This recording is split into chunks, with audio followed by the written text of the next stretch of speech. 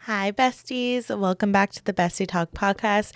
I'm your host, Kiana Jitt, and today we are going to be talking about domestic violence. So I'm going to put a trigger warning right here. Today's episode is all going to be about domestic violence, emotional, physical, mental, all the abuses we're going to be talking about today.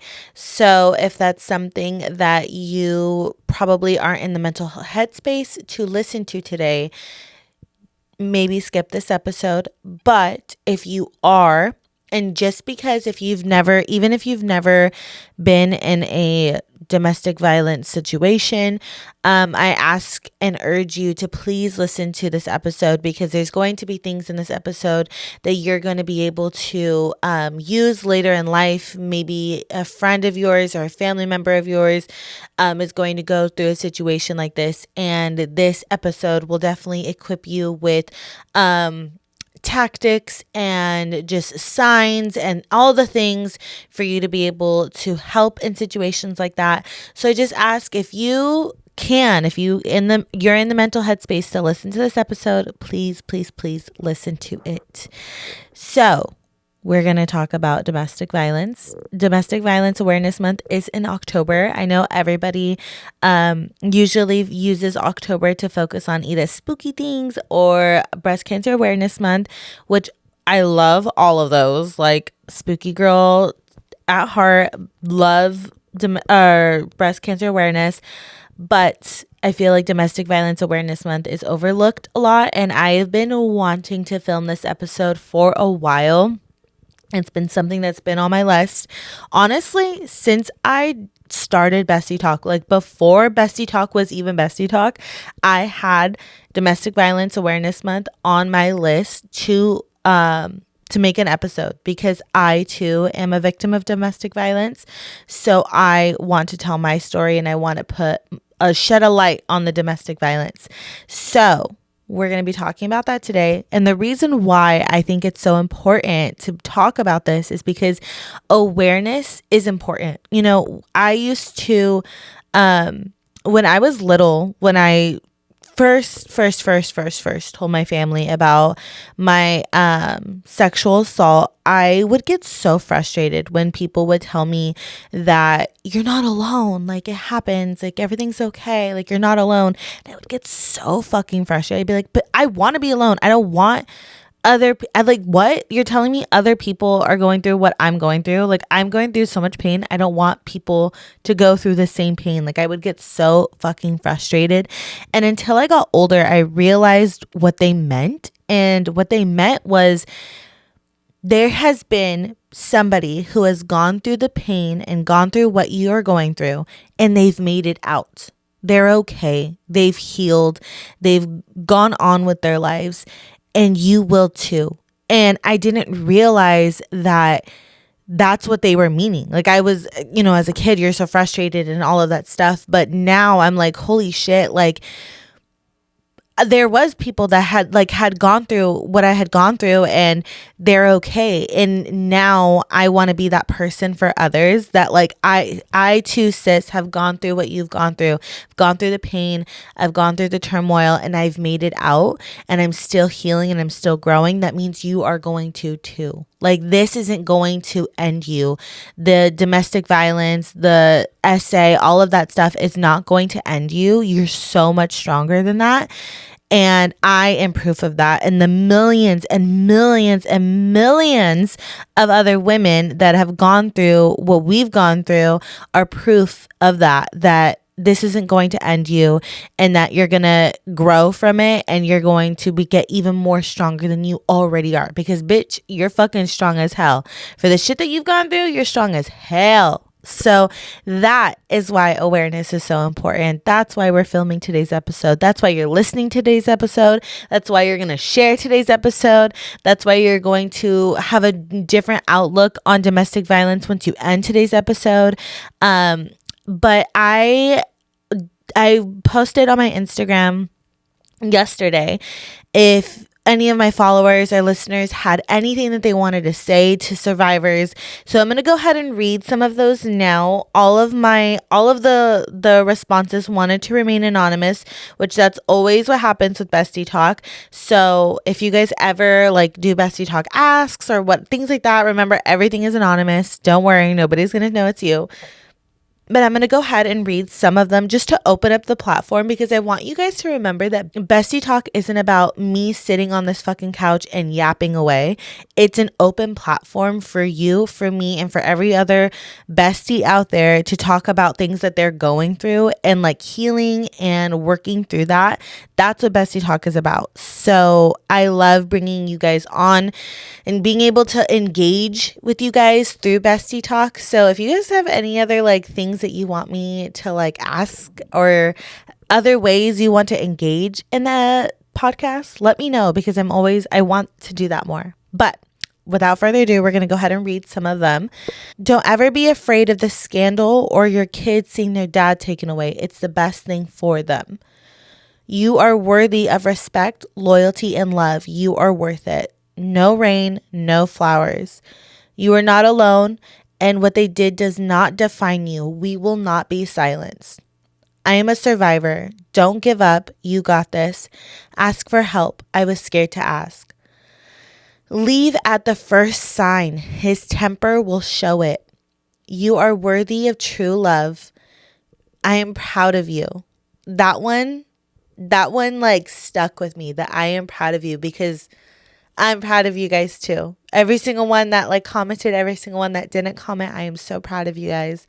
And from experience, things do get better little by little.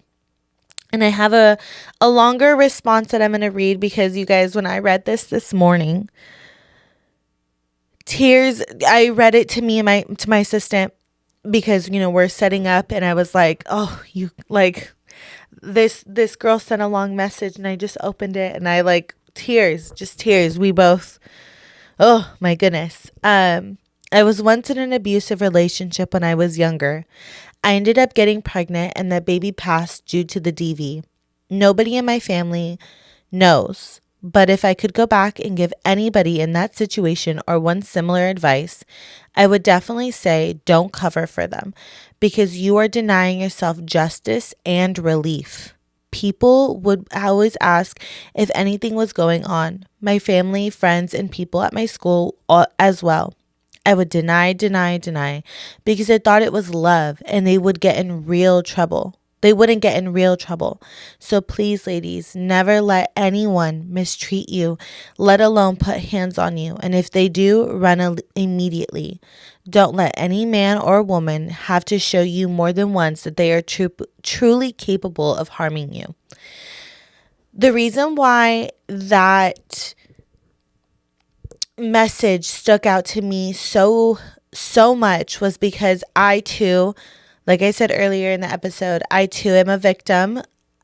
Actually, we're going to change that. I hate the word victim.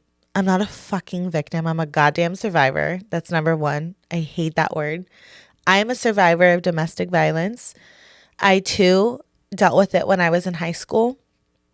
I was in a relationship for no more than a year, and the person that I was with not only physically abused me, but also sexually abused me. And, you know, something that I really just want to talk about a little bit and shed light is it is normal for you to go through something traumatic and for you to honestly forget and not remember every single detail. It is normal for that to happen, because our minds do this crazy thing where they want to protect. The brain wants to protect us, because whatever we went through was so traumatic and so gut-wrenching that the best thing for our mind to do is to fucking forget it, to push it away, to push it back into a far, far, far memory. I'm sure you guys have watched like Inside Out, right? Like when I think of those memories, or like there's things, you know, that have happened to me, and I know for a fact it happened more than once, but I can only remember 1 or 2 times. I imagine that memory is literally like so far back, in Inside Out. I think it's an Inside Out. Is it Inside Out? Yeah, Inside Out 1 and 2. Like how it's like really, I don't remember what it's called, but it's like really far back there and it's like dark and like the little ball is like dark and stuff and you don't really remember it. That's literally what I imagine my mind is doing when there's memories that I don't really remember. So if you are going through that, that is normal. That's okay. I used to think like that was so weird, and I thought I was the only one that happened to. And I realized that my mind does that to a lot of shit, bitch. Like a lot of stuff that it does not want to remember, it doesn't fucking remember. But the more you begin to talk about the things that you've gone through, because understand that even though the memory is so far back and it's, pushed into the side back space of the mind, right? That doesn't change the trauma that it's had on you and the effect that it's had on you, because then you're going to have situations that come up in life where you're going to be extremely triggered and you're not going to know why you're fucking triggered. You're going to be like, what the hell? Like, why am I so triggered about this? Like, and it makes you so sad or angry or upset and you just don't understand why. It's because that thing is so far pushed back. You don't remember it, but it's still having an effect on you. So that is why shadow work is so important. That's why therapy is so important. Talking about it, working through it, having a friend, doing spirituality, just a bunch of different things, right? That's why when you start to go to all of those things or to one of those things, all of a sudden all this trauma gets brought up and you're like, what the fuck? Like, well, I was happier before. No, honey, it's just you weren't remembering it before, but it was still having an effect on you. Okay. It's kind of like an underlying illness, right? You don't know what's there, but it's having all this effect on other parts of your body. Same thing. It's an underlying illness. So, the more I talked about what was going on, what had happened to me with that boyfriend that I had in high school, even, I'm going to be so real and honest with you guys. Yesterday, I sat down to film this episode and I realized that, holy shit, he had sexually abused me. Like I knew, the things that like he would make me do, right? And as I was sitting here talking about it to you guys, I realized that was sexual abuse. That was literally like SA. Like that was like, and I was like sitting, I'm not kidding you guys. I was literally like sitting here for like 5 minutes, like holy shit, that happened to me and I didn't even realize. And that is normal, to be talking about things and to be working through them and realizing, holy shit, I was abused. Like I didn't even realize. That's another layer of something that I have to heal. And I ended up like being like, you know what, I can't film today. And I'm filming today. So, take your time, have grace with yourself. That's something I'm definitely learning as I get older. But I was so, young and naive, and I was a girl who dealt with a lot of self-love issues, a lot of self-image. I was bullied a lot as a kid. I was told no one was ever going to like me. I was chunky, like, the things that I've talked about before on this podcast. So when I had a guy who paid me a lot of attention, and when I say a lot of attention, I mean like love bombed the shit out of me, you guys, like just love bombed me. And I mean like love warred me. Like that shit was like a lot. And even though our relationship wasn't a long-term relationship, it happened so quick, but it happened like full force. It was 0 to 100. And I see that a lot when we're talking about domestic violence, and that it happens really, really quick.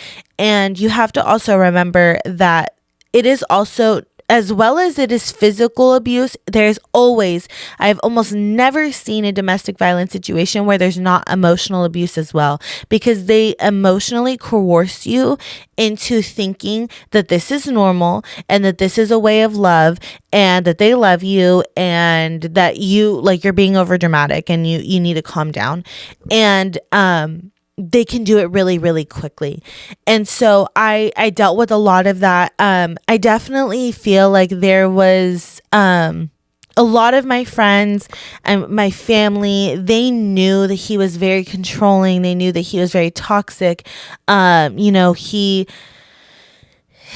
would do little tactics of like the things that like, okay, the basic, like, you can't wear this, you can't wear that, like, you can't go here, you can't go there. Yes, he did that, but he was also somebody that was so like meticulous on everything that he wanted to control. He wanted to control my nail color, my toe color, what I ate, what I drank that day. I mean, literally every single thing. And I was very blessed to be able to get out of the situation fairly quickly. But I'll never forget when we broke up. I was like, thank God, right? I was like, thank fucking God he's leaving me alone. But I realized the gut-wrenching feeling of coming out of a domestic violence situation and relationship, and you're like, thank God they finally left me alone. But now they're onto somebody else. That gut-wrenching feeling of I know exactly what that woman is going through, and there is nothing that I can do to help her because I can't go back. Like I can't get her out of the situation because there was nobody that could get me out. You have to do it on your own. So that was something that I struggled with for a long time. And I hear a lot of domestic violence survivors that struggle with it as well. And I just want you guys to know that you do not have to live with guilt. They are the ones that have to live with guilt, the aggressors, the abusers, not you. You've done everything that you possibly can do to get out of the situation. And I'm proud of you for doing that, but you cannot go back.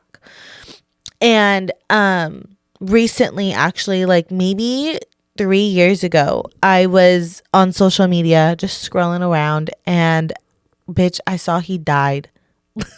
Like, I mean, I could get canceled for laughing. And if I get canceled for laughing, then I get canceled for laughing because I remember sitting there with my phone in my hand. Mind you, my husband obviously hates this man. Like, obviously, for obvious reasons, hates him. And was like, anytime his name got brought up for any situation or anybody with a similar name, he just fury, right? And I was like, so-and-so is dead. Like, he's dead. And my husband was like, oh, thank God, good riddance, or whatever he said. And but I remember being so like in shock, right? And then I remember taking a shower and I just cried. And I cried so hard because every day that it's been since I've left him, I've always been terrified that he's going to come back. And this was for sure, he was never coming back. And I was as happy as I was that I was like, I never have to worry about him coming back. The sadness that I felt because I learned he had a wife and he had 2 children. And I knew exactly what that girl was going through and what she had gone through. And I was a hot ass mess. So I wanted to talk about that because I feel like for me as somebody who has been like essayed and like all of that stuff, I wish that, right? I just wish they were like not here or like whatever the case may be. And I just want you guys to know that if you ever feel that way, if you ever like wish that, it's normal, but it doesn't make the pain go away, babe. It really doesn't. If anything, it brought everything back up to the surface. And then I got paranoid because I swear I was seeing him everywhere I fucking went. It was like crazy. It was even yesterday. I mean, it's been 3 years since he's passed. It's been, I don't know how many, like, God, you guys, maybe like 10, 12 years since I was in a relationship with him. And I was driving down the street and I literally saw a guy that looked to the T, body type, his face, the outfits that he would wear. It was like sent a chill down my spine. But remembering that you are safe, remembering that you got out, because the fear that I feel when I think I see him is not because, oh shit, I think I'm seeing a ghost. No, it's because I feel the fear of that. Like it snaps you right back into, holy shit, I'm still in this abusive relationship. But you have to remind yourself, I got out. I made it the fuck out. So when you go through that, when you go through the fear of like, they're going to come back and they're going to get me or whatever the case may be, I need you to remind yourself, no, bitch, I made it out. I'm okay. I'm alive. I'm safe. I'm one of the lucky ones. I'm okay. Because I have to reel myself back in those moments and be like, no, Kiana, you're here. You're okay. He's gone. It's been a long time. You're okay. And I have to remind myself that. So I need you guys to remind yourself the same thing, that you've made it out. And if you haven't made it out yet, if you're in it still, you are going to make it out. Do you hear me? You are going to make it out.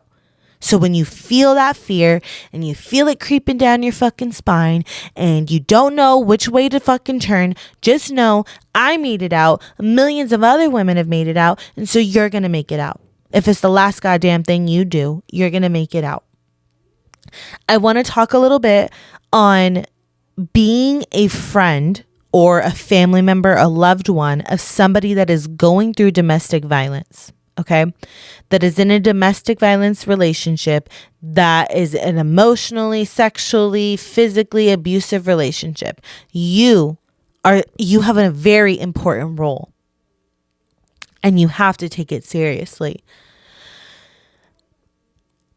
Being on social media, right? I see it a lot of people who are, oh, if my friend is in an abusive relationship and they don't want to leave, then I'm out, deuces. I'm not gonna sit around and watch you die. I just watched, what is it, that It Ends With Us, right? I didn't just watch it. I watched it when it was in movies. And let me say, it was a good fucking movie, okay? I know a lot of people were like, I hated it. I loved it. Never read the books. I am a book reader. Don't think I'm not, but I just never read them because I heard it was like not worth the hype. But the movie was good. And the movie had a good message. And so if you are somebody who is in this situation, I'm just warning you, it's going to trigger the fuck out of you because bitch, it triggered me. But it's a good movie to watch, so watch it. But in the movie, the abuser's sister, right, is telling the girl, if you go back with him, I'm never speaking to you again. And as I understand the pain, okay, of sitting by and watching somebody you love get abused, because as much as I have been the person that's been abused, I have also been the friend that has watched, okay, and that has had to sit by. But as somebody that has been abused, all I wanted was somebody to be there with me, to be there for me, and to never judge me. And to never be mad at me, because bitch, I'm already scared that he's mad. I'm already scared he's gonna abuse me. I'm already scared that he's gonna leave me because he's tricked my brain into thinking that he is my safety net and that I don't want to lose him and I want him to be with me forever and ever. Okay? So my brain is already fucked up. I need you there. Okay? So when I've been there in both situations, so I get that feeling of like not wanting to watch your friend just be destroyed by somebody. But they need you. They need that person to be their true safety net, because they have a fake one, right? But they need their true one. And it's going to suck and it's going to hurt. But the one thing is, you can't help them. Okay, you can be there. You can create a safe place for them. You can have arms open, house open for them, but you cannot help them. And as if to my girls out there, to my men out there who are the ones in the abusive relationship, nobody is coming to save you. Your friend isn't, your parents aren't, They're not going to be able to save you. You, my love, you have to choose to get up and walk out. But they're going to be there to help you, to save you, to hold you once you make the decision to walk out. So, my friends that are the ones that have family members or loved ones in domestic violence situations, you have to be there to be their little safety net. You can't save them. So the bullshit of I'm going to fucking walk away from you if you don't leave him because he's abusive, that's a fucking cop out. That's a fucking cop out. That's not real friendship. That's not real love. Okay? You don't understand. If you've never been in that situation, if you have never been abused, if your brain has never been fucked up and turned around and with a fork, like fucking fucked up, bitch, because it really fucks you up. Okay, if you've never been in that, you cannot tell somebody, oh, you need to do this. Oh, you need to do that. Nah, bitch, no, I don't need to do anything. I'm struggling as it is. Okay, you just need to be there to be their safety net. So I'm done seeing that bullshit online of like my friend, blah, blah, blah, blah, blah, blah, blah, blah, blah, blah. No, if you're a real friend, you're going to ride it out with her. You're going to ride it the fuck out with her. And you're going to be there the second she decides no more. Okay. To my listeners who are currently in an abusive relationship, I know you feel like they loved you. I know that they even show it sometimes, and they even maybe make you feel it, and they tell you that they love you, and your brain is now believing that that's what love is. But it is not love. It is selfishness. And selfishness is also an act of love. But it's not love for you. It's not love for anybody else. It's love for themselves. They love themselves so much. They choose themselves first. They abuse people to make themselves feel better. They are so selfish that they love themselves so much that their love is so great for themselves. That's why you feel a little bit of it. That's why you can feel some type of love. You're like, I know he shows me sometimes, or they show me it. I can feel it. Babe, it's not love for you. It's love for themselves. And it's okay because I felt it too. I believed it too. I was convinced that he loved me, that I finally got a guy that loved me, and he was going to take care of me, and he was going to, do all the things, and he was doing some of them. And I was like, no, it makes sense. And they convince you. Okay. These abusers convince you that it's your fault. It's your fault why I got so mad. Well, if you would just do what I asked you to do. Or I love you so much. This is my favorite one. I love you so much. I can't even control it. Sometimes I just burst out because I love you so much. That one's my favorite. Listen to that. How mind fucking is that? I love you so fucking much that I can't control it. I just burst out because you make me go mad. You make me go crazy because I love you so much. Babe, that's not fucking love. That's not love. That's an anger issue. That's literal anger from the pits of fucking hell. That's what that is. And I know it feels like it, but what is gonna take you from being in this relationship and staying and getting quite literally your ass beat and getting out of it and being able to live your life and healing is you telling yourself every day, this is not love. This is selfishness. He does not love me. I love myself. I choose myself. I'm going to fight for myself. That's what's going to take you out of this relationship, is choosing your fucking self. And it's going to be hard, but it's going to take a lot. It's going to take a lot of mental energy, a lot of determination, a lot of strength. But I want you to know that the universe does not hand these situations to somebody that cannot handle them. I know that fucking hurts and I hate that shit. Oh, well, if God or the universe loved me so much, why would they put me in this situation? Because you're going to get out of it. That's why you're going to get the fuck out of it. And you're going to be able to teach somebody later on. And you're going to be able to be that confidant for somebody else. And you're going to be able to be that safe place for somebody else. That is why. And I know it fucking sucks and it hurts. And you want to fucking just throw a fit. And you want to fall down on your knees and ask why. But you got to get up and you got to choose yourself. And you got to get the fuck out of it. Okay? Once you realize all this, once you realize how the love and all the other bullshit that he is and they have told you is a facade, you will be surprised at the strength that kicks in. You feel it in your gut, and you feel all your ancestors, and you feel all the women that have came before you and the women that come after you, and the strength combined makes you get the fuck out of it. It makes you realize, I'm not doing it no more. I choose myself. Remember that there is so many outlets that we have that unfortunately our ancestors that came before us did not have. We have hotlines. We have safe places.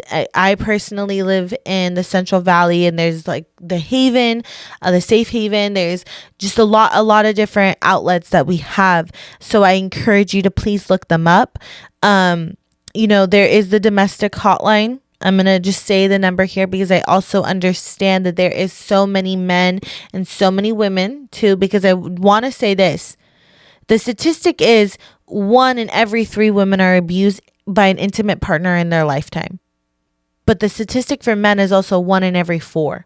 So I don't want anybody to ever think that men cannot be abused, because men can be abused. I've seen it before. Domestic Violence Hotline, 800-799-7233. And I also want you guys to remember too, as I just stated, right, the statistic of 1 in every 3 women, 1 in every 4 men have been abused mentally, emotionally, physically by an intimate partner in their lifetime. The odds of you having a family member, or you having a friend, you having a teacher, you having somebody in your life that has been through the same exact situation as you is very, very high. It's very high. So I'm sure that as you gather that strength, because I know that facade just came down as you've listened to this episode, the facade that he has created. You've heard testimonials from other women, from numerous other women. You've heard a testimonial from me. You've heard how they can fuck you up and they can change your mind and all of this stuff. As the facades came down, you've gathered the strength already from all the numerous of women and men around the world that have came before you and after you that have been in the same situation as you. All that strength is gathering up in your stomach, and you're like, I need to tell somebody, I need to get out. I am sure there is somebody in your life that you can turn to and you can tell them. And if there's nobody you can trust, if there is nobody that you feel would understand what you're going through, you have me. And that's what Bestie Talk is about. You have me. You can message me. You can message Bestie Talk. You can message whatever, and we can help you. We can create that safe place for you. That is what I am here for. So I just want to say, if you've listened to this whole episode, if you've stomached this whole episode and you've made it to this point, I am so fucking proud of you, because you did something that was really fucking scary, because maybe you've been avoiding it, because that's what I did. I avoided it. Yeah, okay, maybe he hit me. Okay, maybe that was really scary. Okay, maybe that was a lot, but that was going to be the last time. That was the first 5th, 5th, 6th, 7th time, and it's never going to happen again, and I'm just going to ignore it. I'm not in a domestic violence situation. No. My boyfriend doesn't hit me. No. I ignored it a lot too.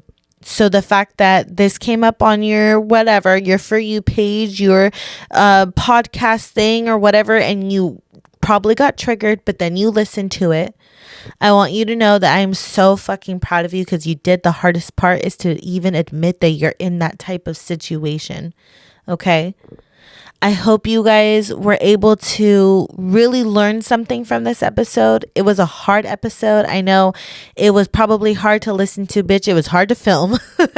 But when I say I love you guys, I am not being dramatic. I am not faking it. I am not any of that. I mean it from my soul to yours. I love you.